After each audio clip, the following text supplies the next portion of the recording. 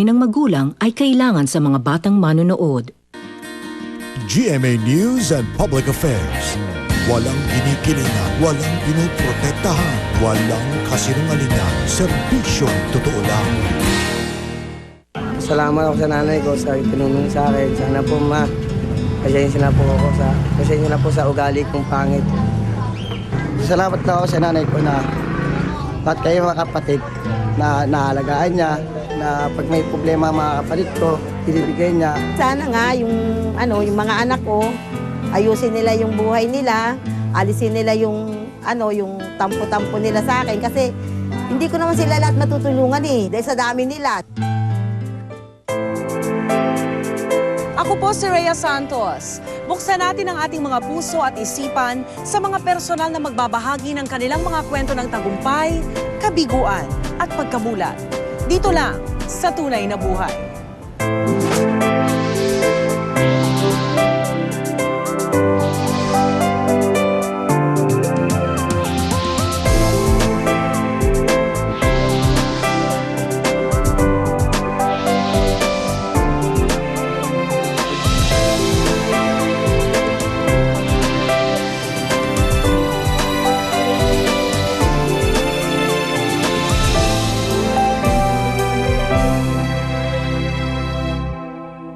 Sa panahon ngayon, kahit sinong magulang ay sasang-ayon na bang napakahirap ang magpalaki ng isang anak.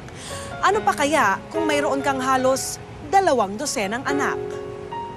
Yan ang pasanin ni Nanay Ami na mag-isang binubuhay ang kanyang 21 anak mula nang mabiyuda siya noong 2003. Ano kayang kapalaran ang naghihintay sa Pamilya 21 ngayong bagong taon? Yeah! Is laughing? Yeah! How many kids do you want to have? How many kids? 100,011. Oh my God! 100,011 kids!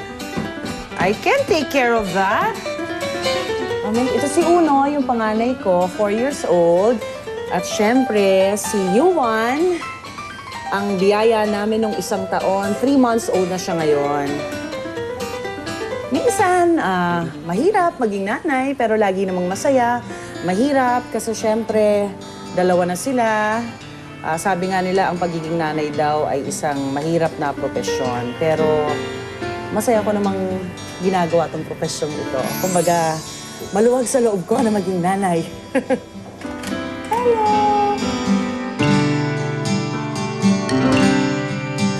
Ito, 2 lalaki. Magulo.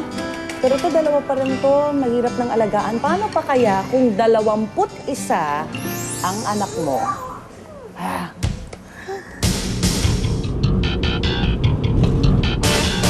Pupuntahan natin ang isang kilalang pamilya sa Santa Mesa, Maynila na tinaguriang Pamilya 21.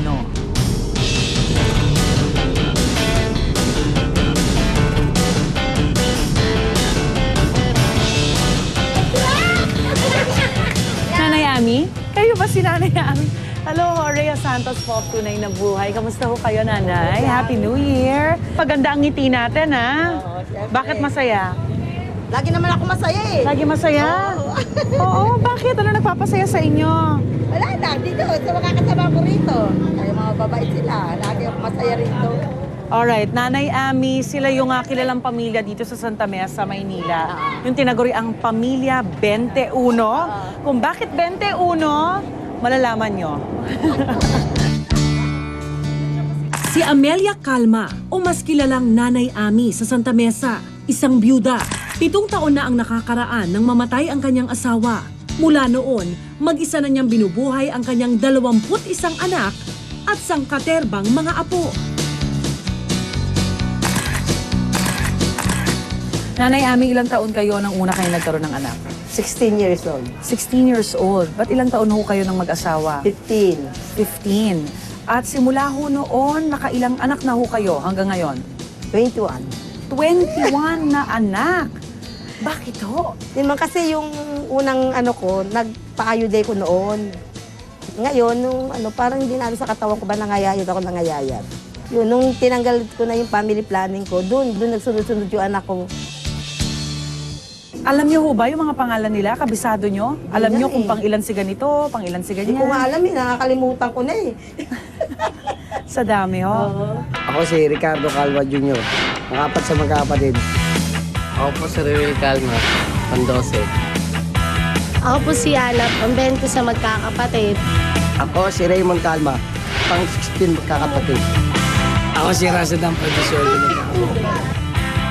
Ako po si Aiko Calma, pang 15. Ako nga po pala si Jason Calma. Ako po yung unang-unang apo ng lola ko. Ako si Abigail E. Calma. Ako po pang 21 magkakapatid.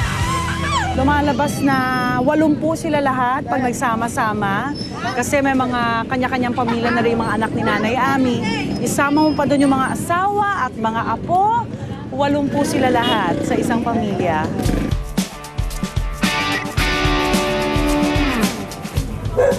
So nanay, hindi na kayo umaakyat. Hindi na kaya. Yung tsura niya sa taas eh. Hindi na kaya ng Oo, tuhod. hindi ko na kaya ng tuhod ko. So saan ho kayo natutulog? Dito sa baba.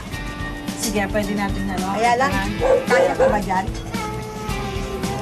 So makikita natin kung gaano kakitid yung entrada papunta dito sa bahay ni Nanay Ami. Sa taas, merong mga 5 kwarto na kumbaga hinati-hati nila, nilagyan nilang divider para naman magkaroon ng privacy yung iba't ibang pamilya doon.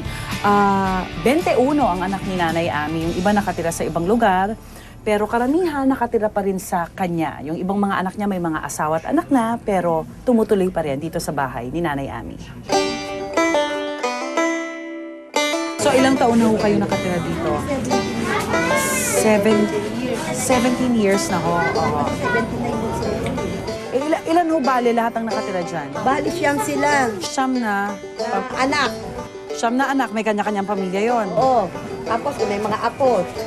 Ako dito sa baba, nakahiga ako sa silya. Ano ang trabaho ni tatay dati, nanay? Ano, kargador lang dyan sa palengke.